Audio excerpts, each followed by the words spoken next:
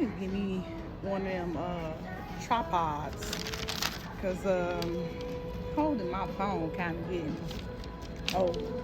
But whatever. Today is day 21. We are still trudging along. I'm so proud of us. We are reading our Bible every day for 21 days. They say it takes 21 days to make a habit.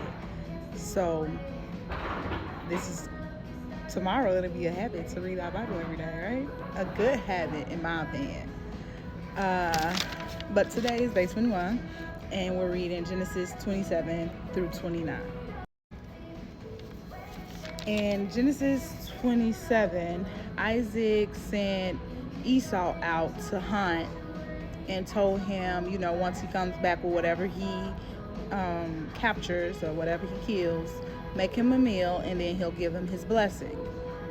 Rebecca heard Isaac tell this to Esau, so she gets with Jacob and they kind of conceive a plan to trick Isaac to give the blessing to Jacob instead of giving it to Esau.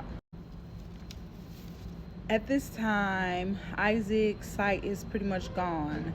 So Rebecca tells Jacob to go to the barn and get some lamb, so that she can make Jacob feel more hairy, because Esau is hairy and Jacob is not.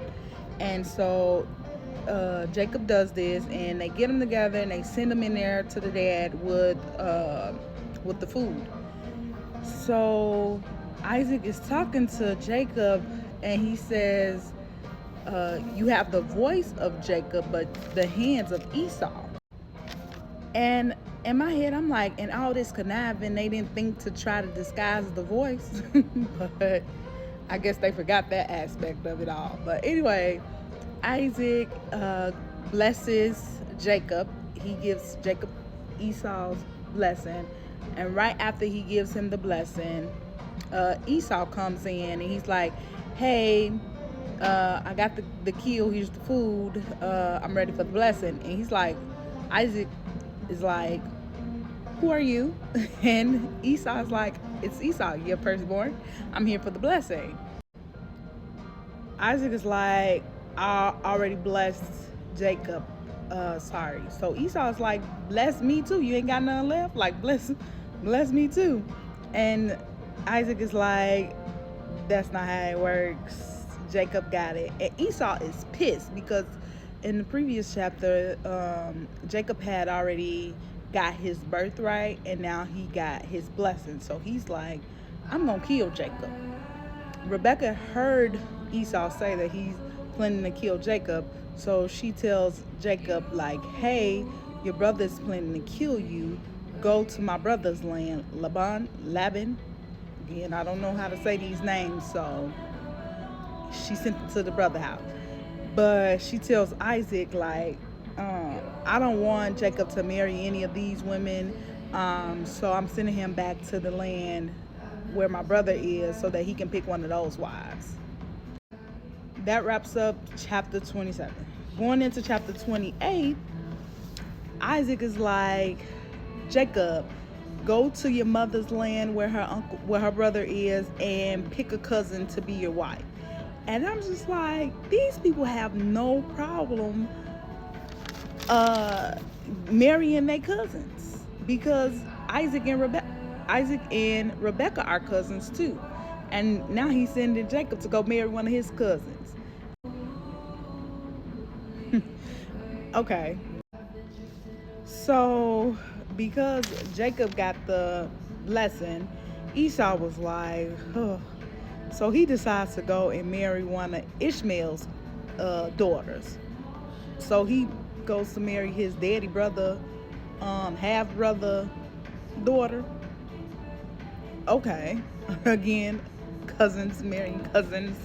Okay. And I didn't even understand why he had to do that, because he had already had 2 other wives. So now he got 3 wives. He's just being greedy, like doing a little bit too much in my opinion, but okay.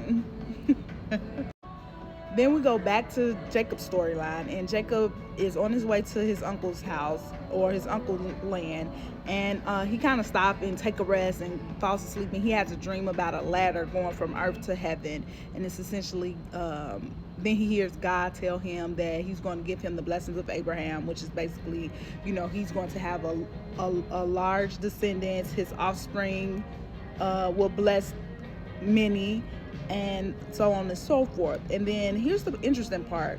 Jacob tells God that if he provides for him, so like if he gives him his food, his clothes, then he will serve the Lord.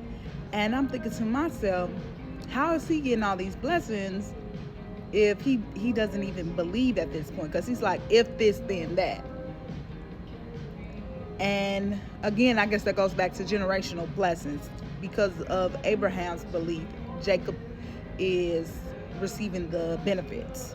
So this is what Abraham's grandson is able to receive these blessings because of the belief of his granddaddy. Because at this point, Jacob is like, if this, then that. So he hasn't even become a full believer yet. He says, if you give me everything that I need on this trip, and then send me back to my father's house safely, then I'll serve the Lord. He also says, since the Lord says that he'll bless him with, many riches, that he'll give him a tenth of it. And he changes the name of the land from Luz, L-U-Z, to Bethel, and he set up a pillar there. And it's like, this land is God's land now.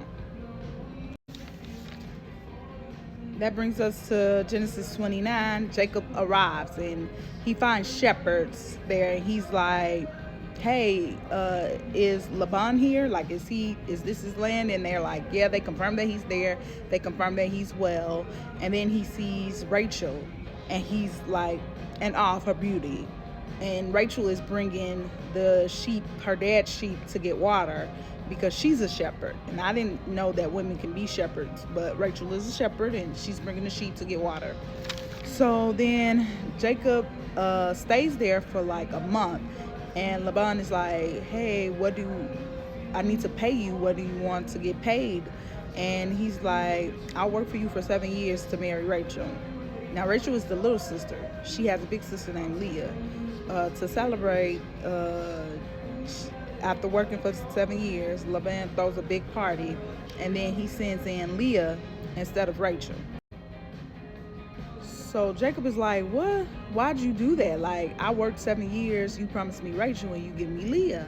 And he's like, yeah, no, here you have to marry off the older sister first, and then the younger sister. So you can work another 7 years, and then I'll give you Rachel. So he did just that. He worked another 7 years, and then he got Rachel. God saw that Leah wasn't being loved properly, and so he gave he gave Leah kids, and Rachel was still childless. And I'm thinking to myself, I don't understand why Rachel can't have kids. It's not like she told Jacob not to love Leah. Leah was kind of like forced onto Jacob. But anyway, Leah's the one having kids. Rachel is not having any. Leah has 4 sons, Reuben, Simeon, Levi, and Judah. They all have different meanings or different phases, represent different phases in her life. And the last one is like, she's like, this is God's, this is for God. She turned everything to God, because at first she was like, surely my husband will love me now, I gave him a son. Surely my husband will love me now, I gave him another son, And then the last one, she's like, I'm surrendering everything to God. And then it says she stopped having kids after Judah. So that wraps up today's reading. This Bible is good to me. It's interesting, and it's never a dull moment, as we can see. So until next time, see you next time. See ya.